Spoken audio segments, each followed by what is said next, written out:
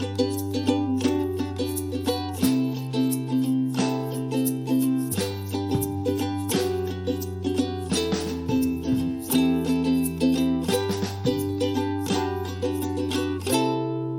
are in the real world, man. Just two podcast boys doing the best we can. Adventuring 4 hours away. Fellow travelers, welcome to NEA. What's up, Ned? You even rhymed it at the end, man. That was good. The whole thing, baby.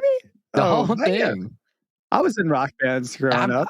I'm not typically a super huge fan of the Russell Sing time, but I appreciated that one. That was a good one.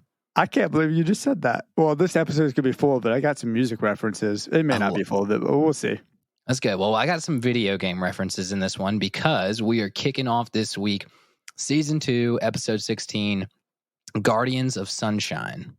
Man, Champions of the Sun. Yeah. Sorry. A little Led Zeppelin, like, ha ha. Oh, do you not know that? Dude, that's, Always Sunny. No. Man. You went. Yeah. I heard Led Zeppelin, but you were going Always Sunny. It's similar. Savior it is similar. of the night, man. Yes. Yeah, man. Well, because they're the champions of the sun. You know, they're guardians of the sunshine, and it's so funny because the bad guys they just want to get sunshine. It's not even about like they're not going to steal the sun. They just want to get out in the sun. They just want to get. Well, you don't know that. I mean, like from the game, and even when Finn and Jake were like inside the game, they were not very clear necessarily about their like full intentions of. It's true. You know, like why are we defending the sun? Yeah, no one told us. I don't know if any of the BMO games have any instructions. To be honest, though, I haven't seen any instruction manuals laying about in their treehouse. But yeah, well, the first one we got was Conversation Parade, which was like just a great one. I'm sure Finn and Jake lost Conversation Parade because there was no instructions on how to have a conversation with BMO. Also, you know, for what it's worth, not exactly the best video game ever, Conversation Parade, but I love it because it's like just a great BMO moment more than anything. It really, I mean, this episode in general, I was going to say this opens up. I mean, I think, if I'm not mistaken, this is the most dialogue we've had from BMO easily, like through the show so far. It is definitely up there. And you get to see this. I mean, you get to see the sass. It's no wonder, Ned. Dude, BMO's my lovely. Give me some sugar, baby. Yeah. He's so great. BMO, and I called this one because BMO's has been my lovely before. Same, and I was going to call this one OP BMO because we get some OP BMO in this one, like hardcore. And like, there's lots of episodes where BMO's the sweet lovely because he's in the background. And this one is like, because it's a BMO forward episode. I'm like, oh man. And BMO is like, I've got so many things to talk about BMO this episode. It's insane. He's sassy as hell. Sassy as hell, man. I would say the first thing I had to say about BMO was that we do get to see that like and I will preface this for our listeners, BMO is gender neutral. We just refer to BMO as he in terms of just what's easy and consistent. So no hate on the podcast because we totally understand that. But that we're just going to keep it consistent at this point. Yeah. I mean, honestly, I may go all over the place. Who knows? But for whatever reason, I thought it was a dude until you had actually said in a previous episode that he is gender neutral. Yeah. And hopefully that's not offending anyone. We certainly don't mean to. Well, Adventure Time never gave BMO an official pronoun like ever. Finn and Jake have used he and she interchangeably, I'm pretty sure. Okay. So like we're just going to keep it consistent, but let the record stay. We love BMO. BMO is gender neutral. And we're going to say he as a pronoun to keep it consistent and easy flowing. But he actually has some cool games in his system. Like, well, apparently this was pretty cool. This is like Mario meets Sonic. It's like a 2D platformer, and you kind of get 3D elements once they get inside of them. Inside the main brain game frame. main brain game frame. Oh, man. Do you have a good BMO impression? Can you do? I'm putting you on the spot. Oh man. I don't know. It is voiced by a Korean actress. Okay. Who actually, I don't have one. I think they even talked about it in Conversation Parade.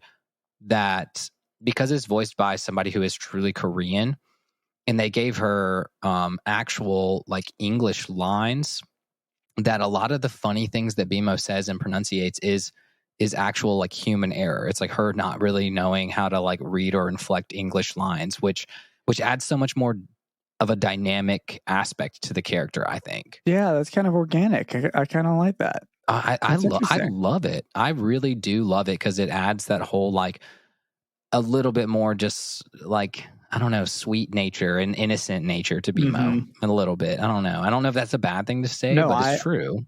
I think I totally agree. I think there is something to be said about like how genuine the way that the actor delivers the lines. You know, it seems like there was a lot of love put into BMO.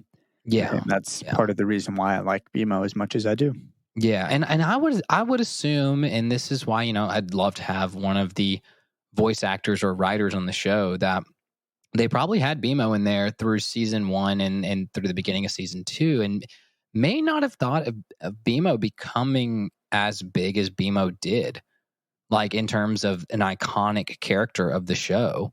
And this is where you start to see that, like, yeah, that they are like, especially, you know, I've told you in the past, and for our listeners out there, that I love a good Finn and Jake in the treehouse episode. We're not going to different kingdoms. We're not battling wizards. I really appreciate those down to earth little episodes where it's like, this is what they do when they're like, you know, messing around playing feather pranks on BMO in the middle of the night episodes, you know.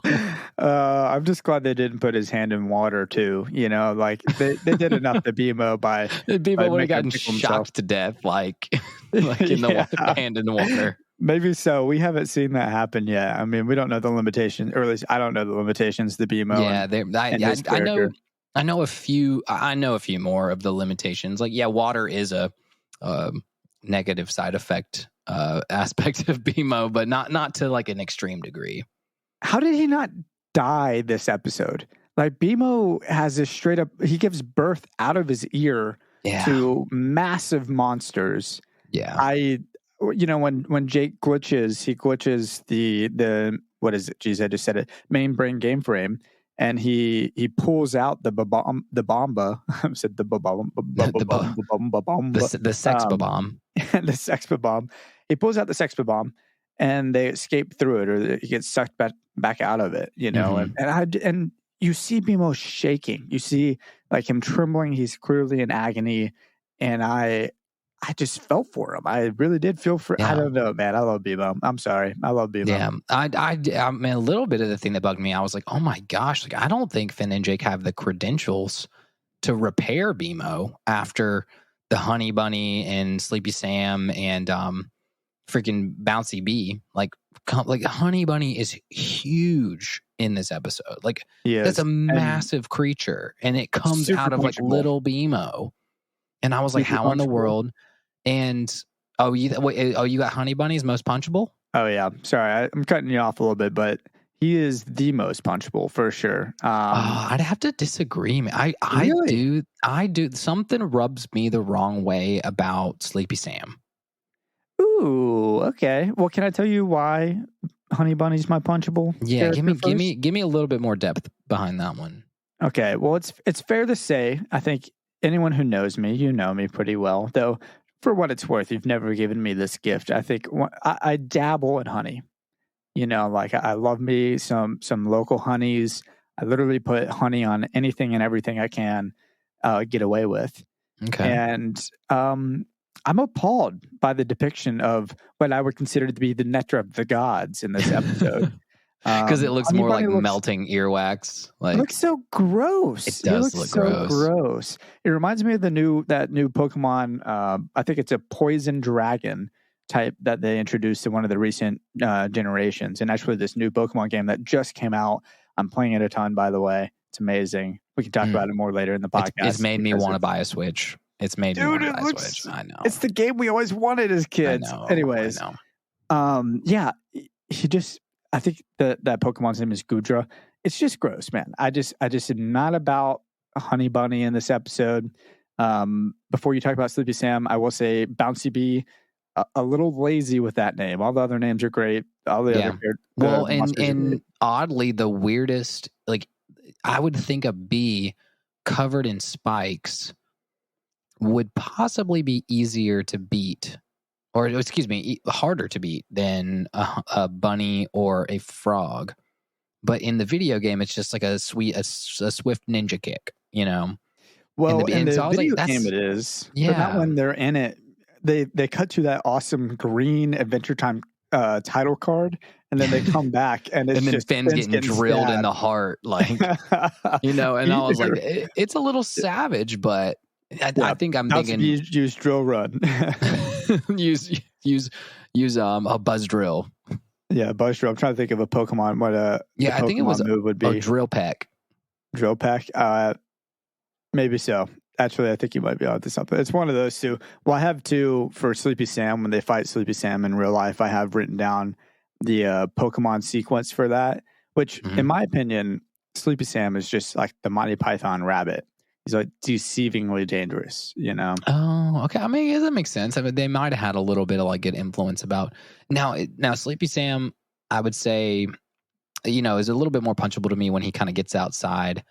And he's just more of like the sweet talker of the group. And then he's the most powerful and he's the sweet talker.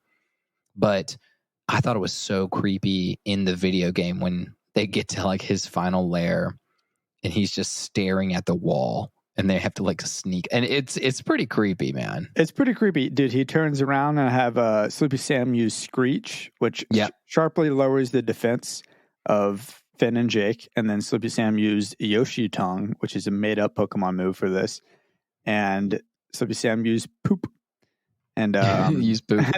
I would say if we're talking about tops of the episode, the Sleepy Sam like he poops just a little like one shard of like I don't know white line out his butt. Yeah, it's like that was my top of the episode. Yeah, I would but better than a Yoshi egg. This is just better than a Yoshi egg. It's an 8-bit. It's like 4 lines of 8-bit, and it's just oh my gosh.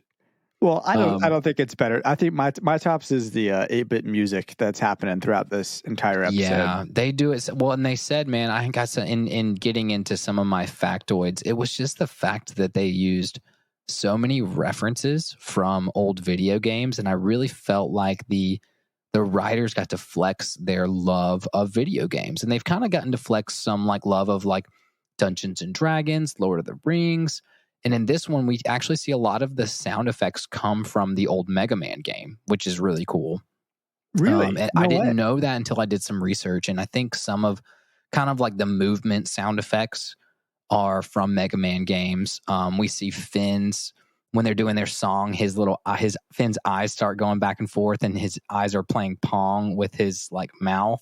What? I didn't know that. Oh, it's such a hard catch when they're singing the song. Everybody go back and watch, and like Finn's eyes start going up and down, and they're playing Pong with his mouth. We get a snake reference when Jake does the stretch across the canyon and kind of like snakes. Definitely does. Yeah. We get Tron a little bit just because they're sucked into a video game. I'm constantly, in my notes, I have Tron all over the place. And I Tron is everywhere. Like, people are gonna hate me. I think I used a Tron reference on another episode, but this one's better. They got Troned. They straight up got Troned in this episode. And then the last one, the Bomba is just kind of very Super Mario-esque, you know. Oh man! So it's just like, all aspects of video game. I'm like, Honey Bunny, you know I got the Bomba. You know I got the Bomba. Don't you ever learn? I've always got the Bomba. I think that's what Finn says. Man, that's so good though. When they get let's rewind a little bit. Yeah, we can. We're all over the place because again, we're just getting. This is 15 minutes of just straight emotion of. Honestly, we just like this episode. It's all good stuff to talk about. It's all good stuff to like process and digest. Yeah, I totally agree, man. Well, first things first, they play the game, you know, the 2D scroller on BMO, and the combo move fails. You know, he tries to use the combo move on Sleepy Sam. Sleepy Sam ain't happening it, man. The S's and my microphone. Michael, DJ, Cowboy, Sleepy Slam. Yeah, he's gonna hate this episode. Good grief. Anyways, so they tried to use the combo move on Slippy Sam, and the thing that popped in my mind was the Scholastic Books book club from like elementary school. Did you ever do that in Augusta? Oh yeah, I mean we definitely book fairs, the Scholastic was book it a fairs. Book fair? Yes, book fair. That's right. Yeah, man. I was thinking back to that, and I'm like, what did I buy, and why is it reminding me of that? And it's reminding me because I literally just used that time to buy cheat code books. Mm-hmm. Or back in the day when you couldn't look things up on the internet, nobody knew how especially for like Tony Hawk Pro Skater 1 and 2, I think is what I mostly use those cheat code books for on the N64. Oh yeah. And then the other thing was Captain Underpants. I bought a lot of Captain Underpants books.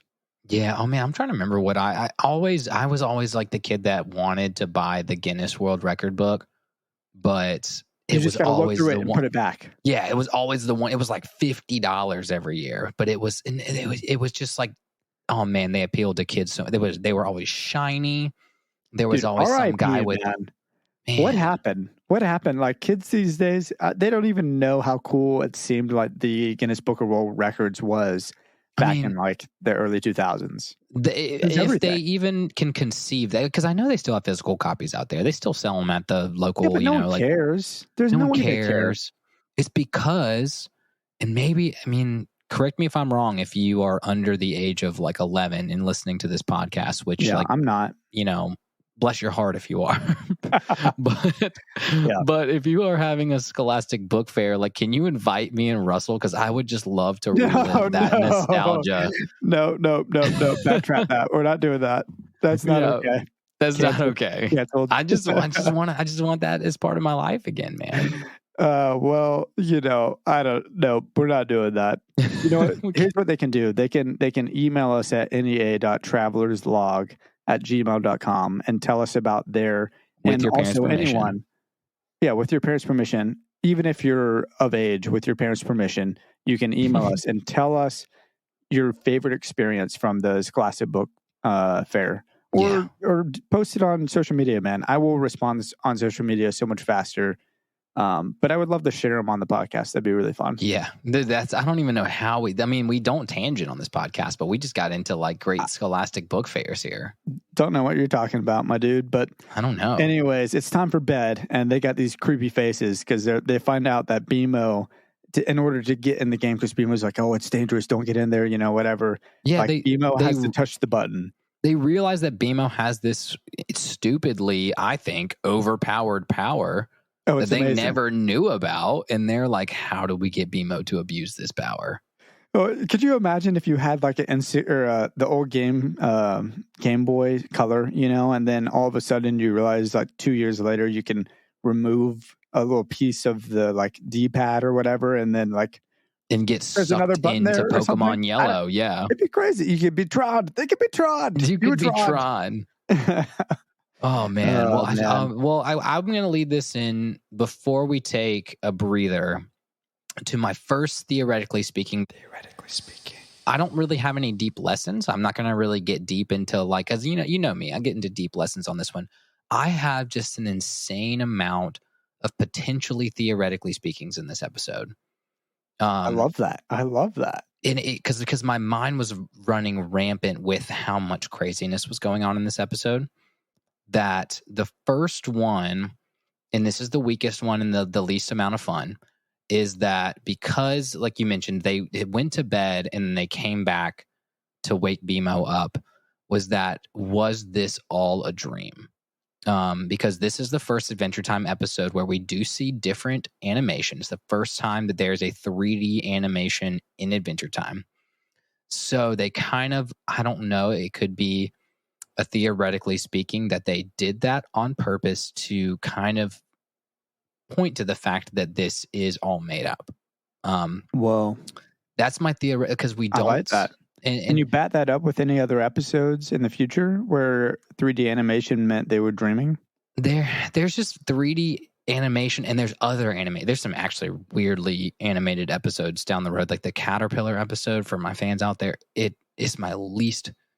I skip it every time. It's so bad. And so I'm not always a fan of some of the weird animation episodes.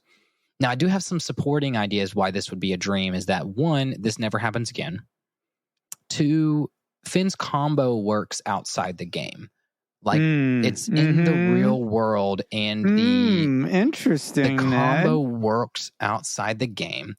BMO's combo works outside the game, so it's not just even Finn. It's like I could see it even if. Ned.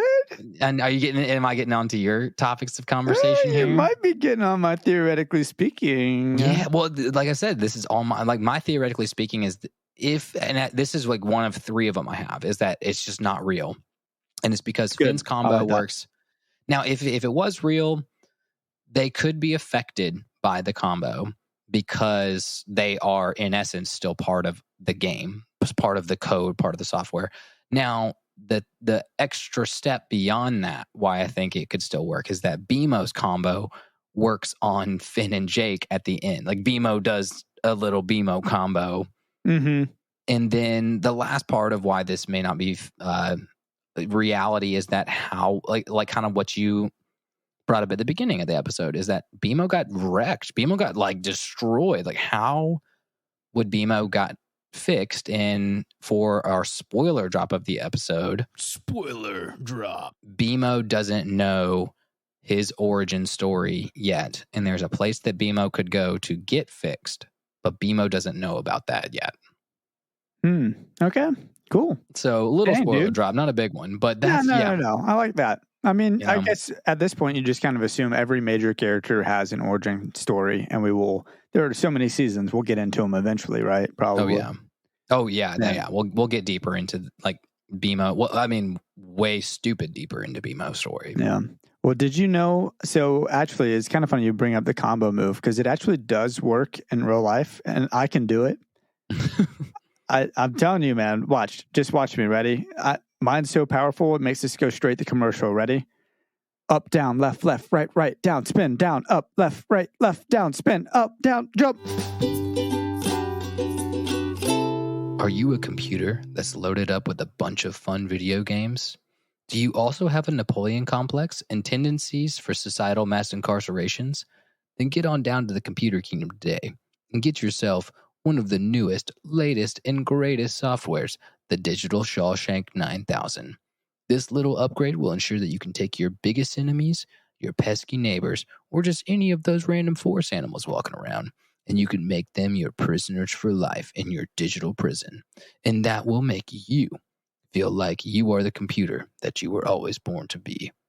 So get on down to the Computer Kingdom and get your upgrade today.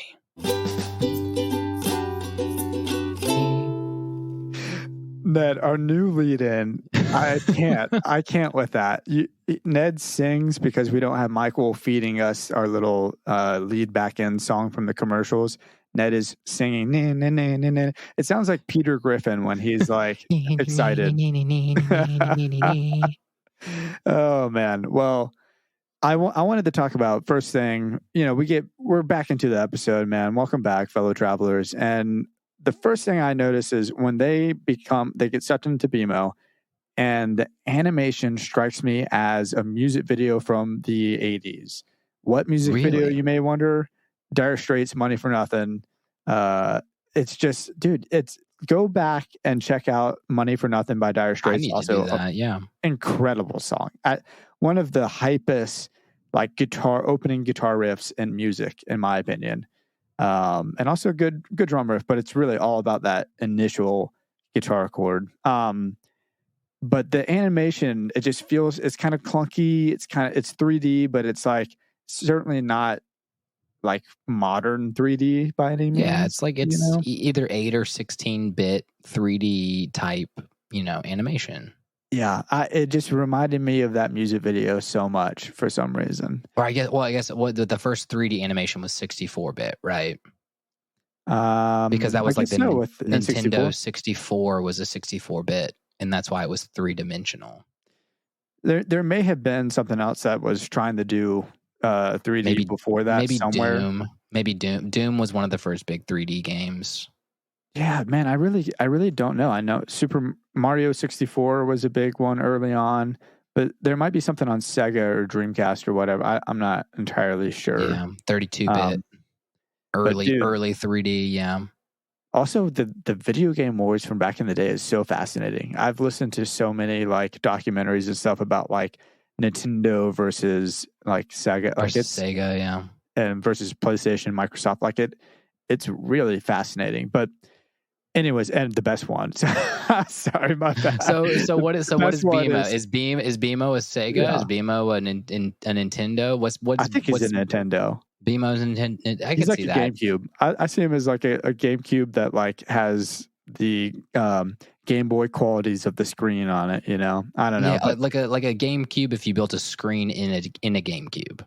Yeah, certainly. I would say my quick shout out, and actually it could be more of an NES. You might be more like old school, but quick shout out to the Super Smash Bros. Documentary on YouTube. It is the most ridiculous and amazing thing ever. Way too long, but it's great. It's just like a bunch of kids thriving in the Smash scene from like the GameCube Melee days. Anyways, back to this episode, Ned. We don't tangent. No tangents. Man, it's just great. And one of the first things we get from Finn is, I'm looking at my bits. My leg is matched because Jake's like, what are you doing? What's this guy doing over here?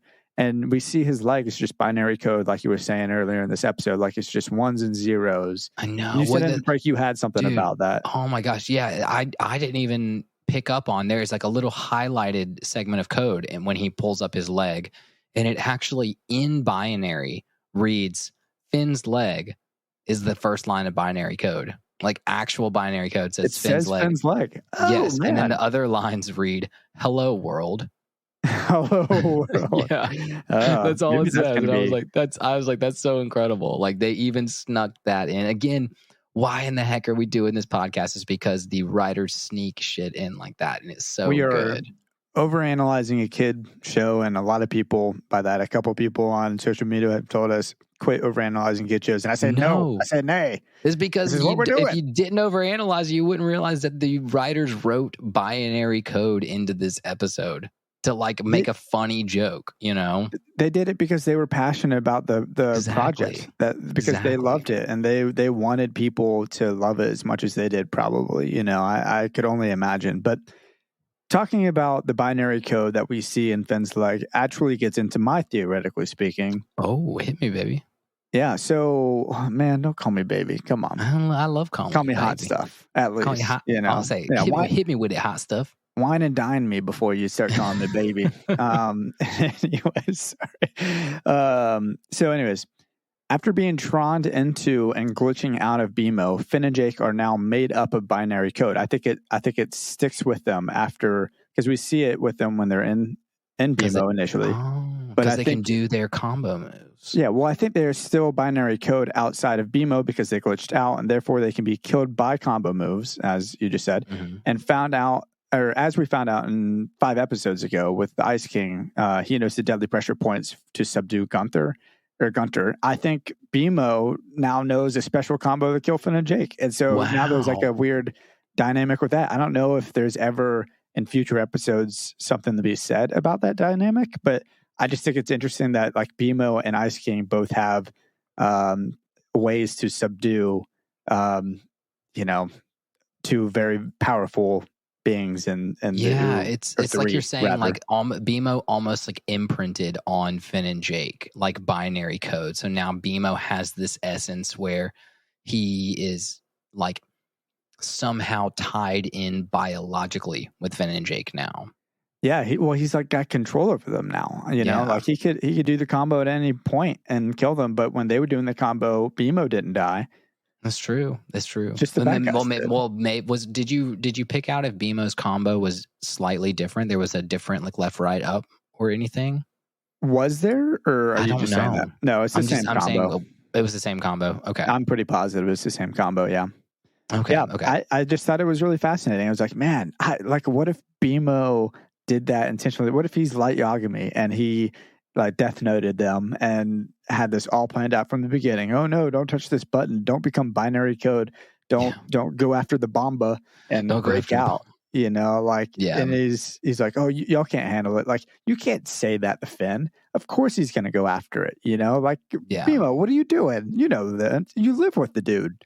Yeah. I don't know. Well, that brings, I mean, that introduces when you said like Finn can do it. Finn is ultimate adventurer. We've talked about that several times. That Finn is the ultimate. That he's like super overpowered in this world of Ooh. He somehow always has a way to defeat villains always. and like 4-dimensional bubble time rift. Exactly. Freaking come on. It's ridiculous.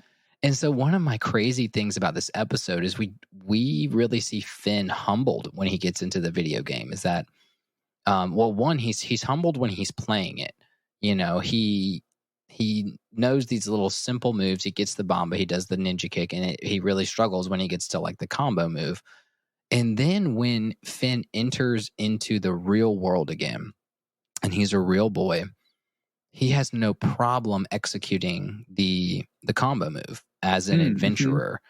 And this isn't necessarily a theoretically speaking, but I wanted to point out that it's almost like the opposite of our culture today, that we have so many people that are so good at, playing ninja games, playing Ghost of Tsushima, and they are like the ultimate best samurai. And so many people playing Call of Duty, and they're like insane snipers, that those skills don't translate into the real world, but it's almost the flip-flop for Finn, that Finn's adventuring skills, we learn once he's pulled into this video game that his adventuring skills don't translate into video game world. And I was like, that's incredible that they are really pointing out that he's a way better adventure. He's a way better like main character in the real world than he is in a video game, and I thought that was such a cool thing, Ned, you got a whole bunch of gamers just kind of like on the edge of their seat going, well, just wait till the metaverse takes over and then our video game skills will matter, Ned. just wait till VR. I'm VR in my Call of Duty every day. Oh, dude, could you imagine? Man, VR Pokemon. I'm sorry, y'all. Y'all know I've beefed with the Pokemon Company and Game Freak and Niantic and all that stuff in the past. I'm just so excited. We could talk about it more after this episode. Let's get back to the episode. Ned, why is Jake a masochist? Why is he all about dying and jumping in the fire pits? I don't get it. You bring up my Jake mistake making bacon pancakes of the episode, because it was immediately, we've got this big canyon, and he even like exhibited, like they got into the video game universe and he did a little like body worm. Like you can tell he knows how he's going to like manipulate his body even in this like video game. He's got it figured out from the get-go. But like, why didn't he immediately try to stretch over the canyon? Like he just, interesting. He just tries the jump. And maybe it was for the love of the game, I'm just trying my in the game it was a lot shorter. The fire pit here is massive too, so I guess maybe he was to see, but you should be able to see it. I don't know. He should be able to be like, great, like if like let me try to jump, or at least like stretch into a bridge. Like I mean, like easily, dude. Something. I don't know. It is a massive fire pit though, but it's just so funny how Finn like immediately, Jake recognizes that he has 3 lives. Finn doesn't see that. For some reason, Jake notices, look above us, Well, like he doesn't notice that when Finn dies, because he thinks Finn is dead forever. Well, I guess he just forgot, because that's what I'm saying. They both had 3 lives, but so he goes ahead and uses 2 of them, and then Finn is like, whoa, Sword Art Online, what if we die in the game, we die in real life? Sort of a reference, and I'm just like, what, you might be onto something. Your binary code now, you might get deleted by BMO at any point, but yeah, it's that very like Inception concept. If we die in the dream, we die in real life. Like, yeah, it is, but I dig it, man. And we talked about the bouncy bee stabbing, that was great, and Honey Bunny. It's so funny when Jake is just going after the coins. Like, he's a completionist. If anything can be said about Jake, is he is a completionist. He's got to get the coins. What happens? Maybe you get a bonus life if you get all the coins. Maybe you get a bonus life. I think Jake he was just like, there's nothing more like precious than a human life. And then he's like, oh, money. Like, yeah, well, he's like, we're going to be rich. And I'm like, dude, you have so much. We've talked about how much treasure they have. I know. And so maybe he's just a hoarder. Like, maybe that's a Jake hoarding like concept. But we see that. Oodles of coins in the real world. of real world coins, and we realized that once they leave the video games, those coins are just pennies. Yeah, which I thought was great too. It's just a penny. That was so funny. Oh man! And then we get to Sleepy Sam. Yeah. And we analyze Sleepy Sam. He's powerful. We got the poops and everything when they get out of the video game. But, well, man, I had another theoretically speaking. One of them is very simple and very dismissive because we had to talk about it because we talked about fourth dimensions and crystal dimensions at this point. And I was like, is there a possibility that BMO is a portal to another dimension? Like just a possibility. We don't have to dive deep into that because it's an easy yes or no, and it's not an answer that's actually answered. But I was like, is this video game dimension a different dimension? Ned, I've never seen the show before, and I'm just gonna go ahead and say no. And my reason for that is I don't want it to be. There's too many other good answers outside of that. Yeah, definitely. This episode has enough going for it, and I don't think it needs any more necessarily. Yeah, well, and then I had another point to it more backs up my theory of this being a dream. Is that a fun factoid that I dug up is that when they are tickling BMO with the feather to like get BMO to press the button to let him into the digital universe, that it's a reference to a novel from 1993 called Vert by Jeff Noon, where the characters in that novel lick feathers to become like in this state of like hallucinogenic euphoria or whatever. And everybody in that novel apparently keeps licking the feathers in order. And basically at that point, society in reality becomes an ever stagnant form of hallucinogenic euphoria to where that is the new reality. And I was like, that's kind of a cool concept in terms of like this being so outlandish that they would get sucked into BMO, that they kind of reference like, hey, maybe this isn't actually real just by throwing that little reference in there. You know, maybe not necessarily dream, but more on like the psychosomatic level. That's really fascinating. I mean, really kind of what that touches on, or what it sounds like that is about, is escapism and the desire to get away from your real world issues. And it may have been kind of Brave New World where, you know, someone is like, it's been forever since I read that book, but someone is like, the government or whatever is feeding them these like mind numbing pills so that they're not thinking about, you know, they're not asking questions. They're not, you know, causing ruckuses. They're just chilling out and getting wasted all the time. Yeah. You know, and life and video games, you know, can be a really great form of escapism. And sometimes that's good and sometimes that's not good. And you know, if you're healthy, you can like sit there and analyze and understand the difference between, I'm overdoing it, I'm neglecting other things, you know, and yeah, I don't know. So, you know, in this episode, they don't really talk about it, but I do think it's just a fun thing to talk. I don't know. It's just a part of video games. On another level of how this episode could be interpreted is that this was technically maybe Finn and Jake woke at night and just started playing the video game again. And technically, it wasn't even a dream. It was just their interpretation of playing the video game as if it was actually them. Yeah, being fully sucked in and being like immersed in the video game.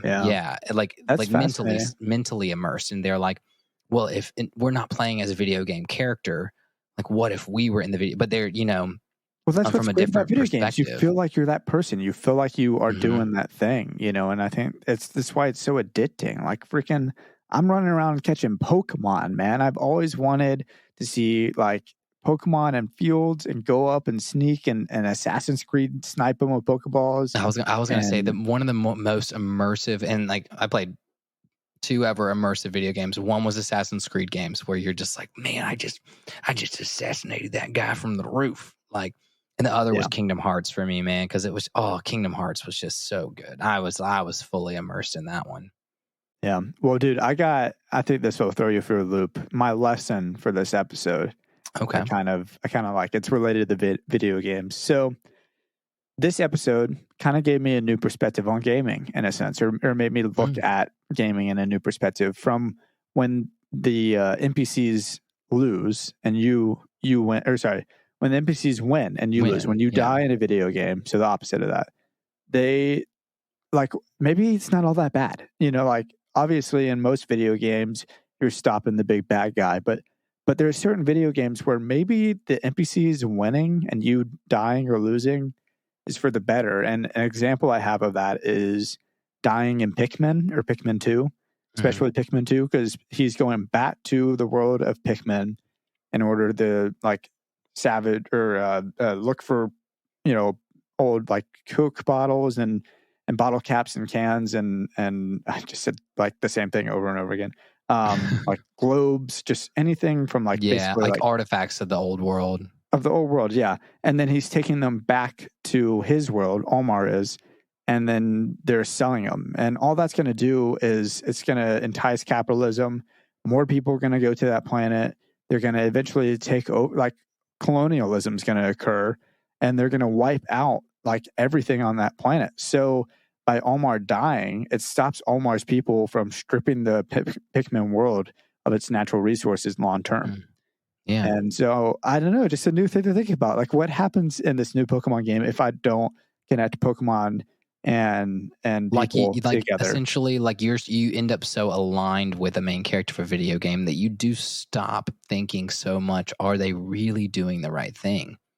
Yeah. I mean, shoot, if I don't do the 900 and Tony Hawk Pro Skater, then maybe no one ever does. I don't know. That's different.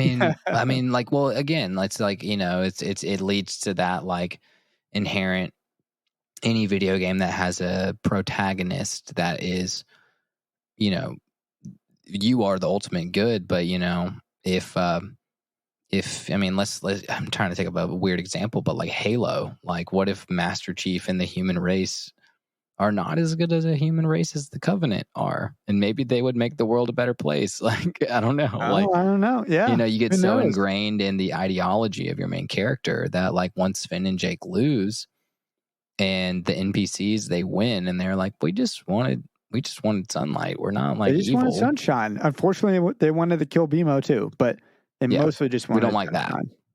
that. Yeah, it was almost so good, and that's why I kind of brought that up, because I was like, man, they really just wanted like sunlight. Like they didn't even do anything. They're not going to destroy the sun. Like we don't need a day man. Yeah. Well, and that leads me to my last, theoretically speaking, of like the 7 of them I've had in this episode. So many theoretically speaking. This is so abuse. Many good ones. It's abusive. It's so abusive. And like, Michael, I hope we just are abusing that theoretically speaking that sound bit in there. Theoretically speaking. You're being a double butt by doing double this. Butt. I know. You're being a double butt. Just the last theoretically speaking is that truly BMO is OP. And BMO has this ability to, it's said that BMO could only push the button himself and it would suck somebody into his universe, right? It would suck somebody in. So that if BMO ever comes across, a foe, an enemy, he could pop open that like little chest thing of his and suck them in and keep them as a prisoner. And so maybe in any time before Finn and Jake met BMO, that BMO was freaking, that was his defense mechanism. He comes across anybody that he doesn't know, threatening, and sucks him in. And that this is the first instance of somebody in every video game that BMO has inside of him is actually a prisoner from his past. And that's freaking insane. That's amazing. And I'll take that a step further and even more ridiculous. And let's just go ahead and bring Naruto into the mix. Let's just do it. BMO and Obito, and this is kind of spoilers, I suppose, not that different in names. They kind of rhyme. BMO, Obito. Obito has the ability to suck in through his eye power people into a new like multiverse sort of a thing. And I apologize. I'm not super deep into, I'm like episode like 340 of Naruto Shippuden or something like that. So I haven't like fully got the full only 340. explanation. Don't worry. Yeah. Well, when you talk about Naruto Shippuden and the whole Naruto franchise, it's kind of not that deep into it. But essentially, it's like he sucks them into his eye into like a new multiverse or new dimension sort of a thing. And so I'm just like, I don't know, maybe BMO's Obito, and there's some crossover truly happening. I don't know. Yeah, Probably well, not. like or mirrored universes. We got mirrored universes from Naruto, and like the mirrored. I like yours better, honestly. That's theoretically speaking is my favorite one. Yeah, I was saving that one. You're being a I was double saving butt. that one for last. I was saving that one for because I had so many like here's the thing. Yeah, multi-universe. Yeah, obviously could be a multiverse. Second is a dream world. That's the typical Inception. Theoretically speaking, they were all just in a dream the whole time. The third was the fact that like maybe they were immersed, and then the fourth was that BMO is actually this like super OP awesome dude, like which I love the most. I love that the most as well. But so here's a thought, or theoretically speaking as well. We're just abusing the segment. We're never gonna do this many again. Never. No. This is like, well, unless it's an episode that says this. I don't know. Content heavy, man. It's so good. Yeah, it's so good. And also, Michael just abuse the theoretically I better be auto-tuned this entire time. I want all the edits on this episode, and I know you're listening to this. So theoretically speaking, one day he'll be back on the podcast, y'all. Don't fret. But Allie, as we're watching through this episode or talking about it after she watched it, rather, she mentioned that quantum teleportation is something that she mentioned. And I thought that was really fascinating because now BMO knows who and what they are, Finn and Jake, on a binary level. So can he cause them to teleport?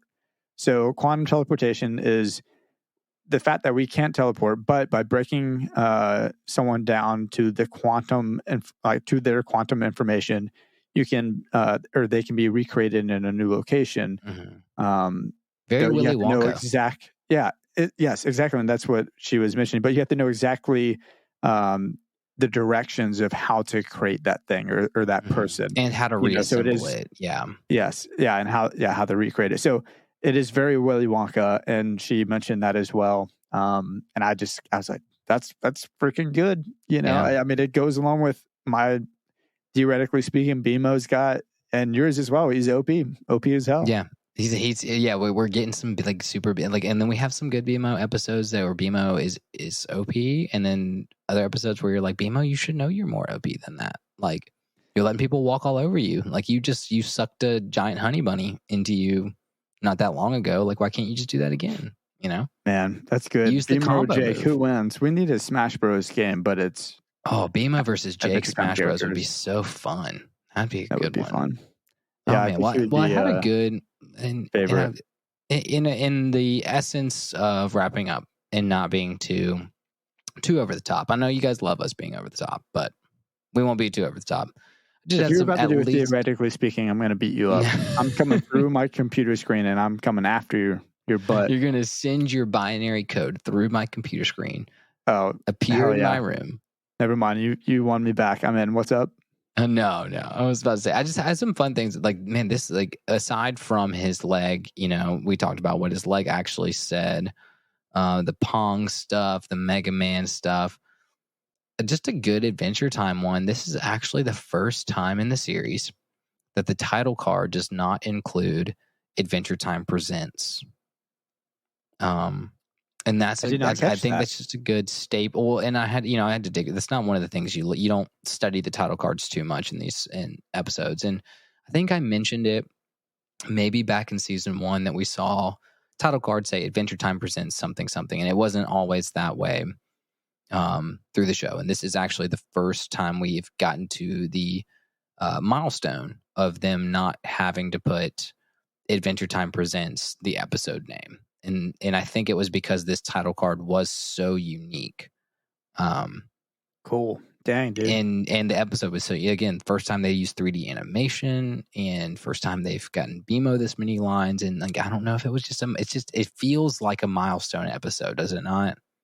It does. Now I don't know if this episode of the podcast feels like a milestone episode of the podcast. We're gonna have people either never listen to us again or just love it. We'll find out. But it does. It feels like a milestone episode to some degree. It's like in a weird way. It does. Yes. Yeah. Well, we've done so much. Yeah, for season 2, and like, I mean, we got to a point in season 1. I feel like where you were like, I wasn't sold on it now, and now I'm a little bit more sold on it. And now I feel like with this episode and just kind of them introducing new animations, it still feels like an Adventure Time episode. They still deal with the laws of 3. I'm going to continue with this whole Adventure Time laws of 3, at least for these kind of first couple of seasons, that they have the 3 villains that they overtake in the episode. It still feels like an Adventure Time episode, but it has an aspect of it where I'm like, they're going above and beyond at this point. And I do feel like maybe this was a milestone in the show where they were like, this is going to be something more special, Wow. Cool. I don't know. I hope so, man. I hope so. Yeah. I'm looking forward to, I think the next episode we're going to do, just from the preview of it, like it's not a video, but just a preview image of it on Hulu. It looks creepy. I don't know what that thing is. I think it's called the Lich. Yeah. But man, we're about to start getting real good, man. Oh, I just got gross chills up my spine. Oh no, you got the best. Oh, once the Lich comes in, because we've talked about Ice King. Oh man, like the Lich being a true antagonist to everyone in the show, and not being anything that you can talk about. The Lich is good. It's the way you interpret it. It's like we have an ultimate evil that we're fighting against. Yeah, more so than Bombardier or whatever Marceline's father's name is. Oh, no, dude, he was the one that was like, what would you call it? The chaotic. It's not chaotic evil. Oh my gosh. He's not like even evil. He's just chaos. Like, chaotic neutral. Chaos. Like, I don't know, man. He's supposed to be like the devil, basically, right? He's like the devil, but then he's not. He doesn't like. He sucks souls because he thinks it's like fun. He has no like ulterior motive of becoming more powerful. Oh no, and future episodes as well. Yeah, in future episodes as well. He's just totally content, like hanging out in the Nightosphere, I'm out here sucking souls of the ants. Whoosh. Like, all right. Well, I got to go back and rewatch that episode because I actually really enjoyed that one. Yeah, and oh man, the weird thing is we did that one. We kicked off season 2 with that, and we haven't seen a lot of Marcy in season 2. I know, it feels like forever, man. It's literally been like 15 episodes, like since we've really gone into like some Marcy story. Feels weird. Well, hopefully soon. I wonder if she's connected to the Lich in some way. Yeah, well, you know what? I'm trying to remember. I mean, she is directly, indirectly, like connected to the Lich. But we'll get there. Yeah, we'll get there in time. Well, let's wrap this up, Ned. Gosh, it's been a long one. I think people it's been a good long one. Oh man, thank you guys for sticking around. Jeez. Yeah, seriously, thank you, y'all. Yeah, thanks for sticking around. Thanks for listening.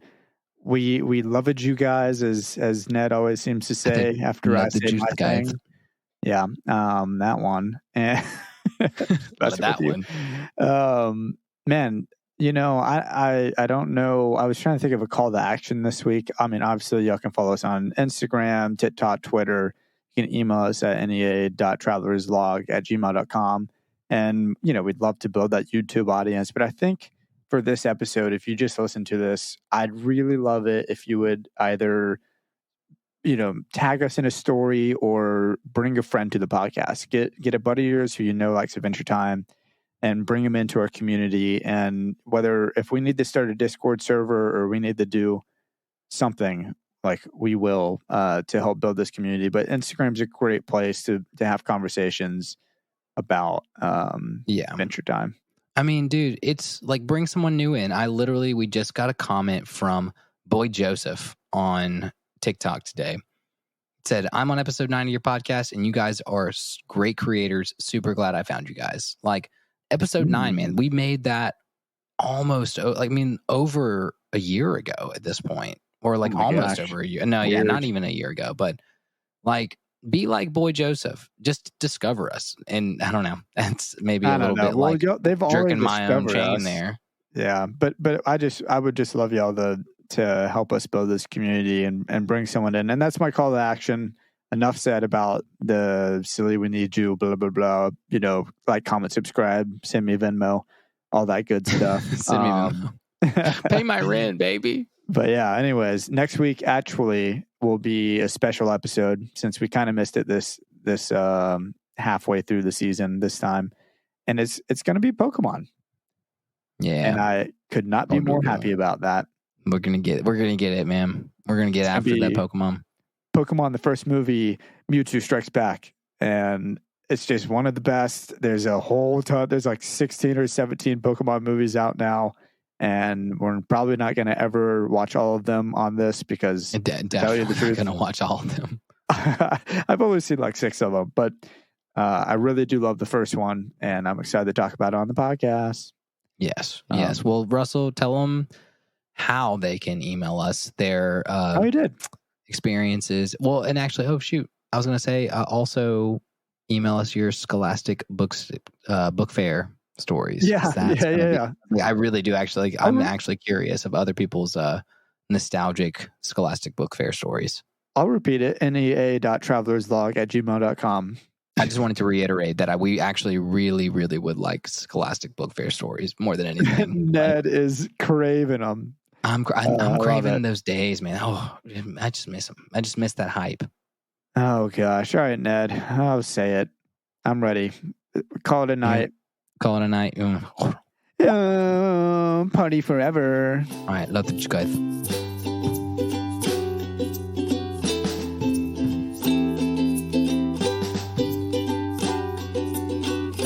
Hey everybody, this is Russell. I just wanted to kind of tag the end of this episode.